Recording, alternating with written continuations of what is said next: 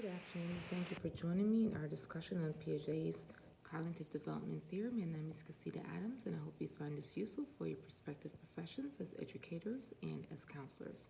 A little bit of background on Jean Piaget. He was a Swiss psychologist from the time of 1896 to 1980, and he was a pioneer within his field of study.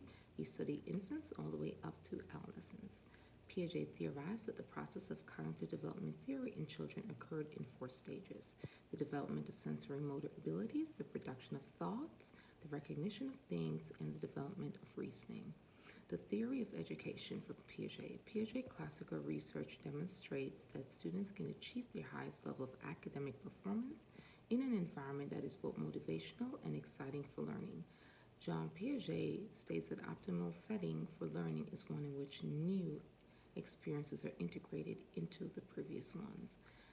If a student is in second grade going into third grade, that third grade teacher adds on to that second grade knowledge. So the previous experience is second grade, the third grade experience is a new experience. In order for students to have the best possible understanding of the material, it is best for the teacher to allow the child, to make connections between the acquired knowledge and the new knowledge, the new standard for the present year that they're in. Cognitive development theory suggests that it is essential for the mode of instruction to be tailored to the developmental stage of that child. Theory of practice. Children are able to construct their own understanding based on the experiences that they have, thanks to Piaget theory, which advocates for inclusion of unplanned spontaneous experimentation of both individual and group level. Children are not only confined to their classroom setting, but they are also more aware of their immediate environment as a result of the implementation of this method.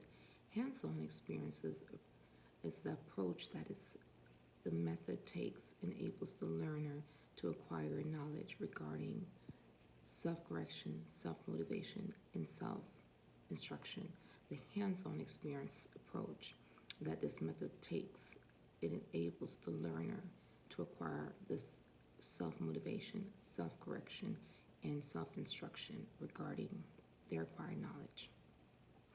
The critical analysis for Piaget's theory. A lot of critics of Piaget's theory of cognitive development argue that generalizing children's abilities is misleading, since some children manage to push through the theory's assumptions about children being selfish, easily distracted, and lacking in long-term focus, all of which contributes to the lack of logic in their reasoning. According to Hewitt and a colleague in 2003, Piaget's theory misjudged the capabilities of children. This is because Piaget and his followers thought that newborns in the sensory motor learning stage learn object permanence before pre-operational stage, and Piaget's experiments demonstrate that children grow in a logical progression. Piaget's theory created standards for each age group based on the four stages. However, psychologists have discovered that students complete activities sooner than planned within those stages. Implications of Piaget's theory. Piaget's theory of cognitive development has been an enormous assistance to several professions. It allows the professional to comprehend how cognitive capacity of human beings grow over time. His ideas strive to explain the changes that takes place in an individual's intellectual capabilities while they are growing. The development of the cognitive theory made it possible for others to advocate to the understanding of more about children, how they learn, as well as how they're taught. Cognitive development theory suggests that an individual must alter themselves in order to be successful within their environment in which they are presently living. So Piaget's cognitive development theory needs to be tailored to that child's developmental stage. The child has to have some connection made. The person that's teaching or the counselor has to be able to allow the child, provide opportunities for the child to make those connections within that learning experience.